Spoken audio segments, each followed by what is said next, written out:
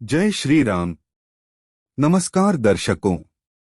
84 लाख योनियों में मनुष्य योनि एक ऐसी योनि है जिसमें जीव के पास इस चक्र को तोड़ने का मौका होता है।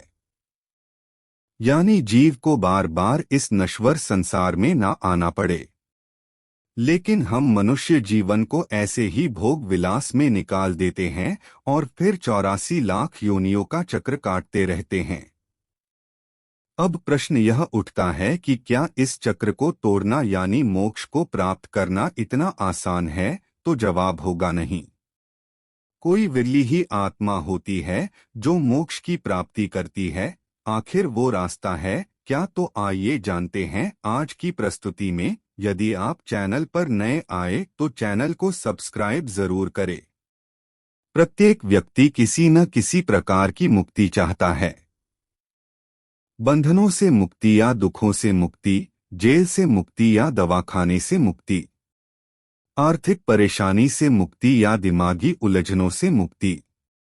आप मनुष्य बन गए इसीलिए क्योंकि आप किसी अन्य पशु या पक्षी के शरीर में होने से मुक्ति होना चाहते थे।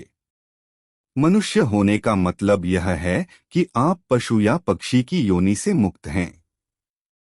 इस तरह मनुष्य से आगे भी और है। संपूर्ण दुखों से छुटकारा पाकर देवत्व को प्राप्त करना। गीता में भगवान श्री कृष्ण ने अर्जुन जी को मोक्ष के कई रास्ते बताए हैं। आज हम उन्हीं में से एक रास्ते की बात करते हैं। भगवान श्री कृष्ण जी ने अर्जुन को बताया कि मनुष्य यदि एकांत में बैठकर प्रभु का ध्यान लगाए, क्योंकि एकांत में मनुष्य अपने शरीर के अंदर झांक सकता है। परमात्मा का अंश यानी कि आत्मा मनुष्य के अंदर ही वास करती है।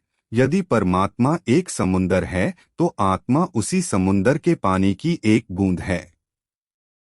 इसी आत्मा से मिलन ही प्रभु से मिलन का पहला चरण है। इसलिए हे अर्जुन, जो मुझसे मिलन चाहता है उसे पहले अपने अंदर ही झांकना चाहिए।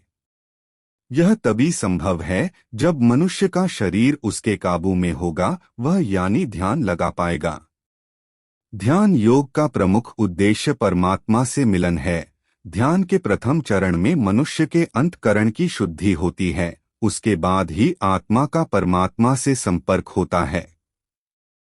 इसलिए अपनी इंद्रियों को काबू में रखते हुए मनुष्य को किसी स्वच्छ स्थान पर ऐसे ध्यान लगाना चाहिए। जब आत्मा का संपर्क परमात्मा से स्थापित हो जाता है तो जीव को इस नश्वर संसार में बार बार नहीं आना पड़ता है। आज की प्रस्तुति में इतना ही। यदि वीडियो अच्छी लगी हो तो चैनल को सब्सक्राइब अवश्य करें। जय बजरंगबली जी महाराज।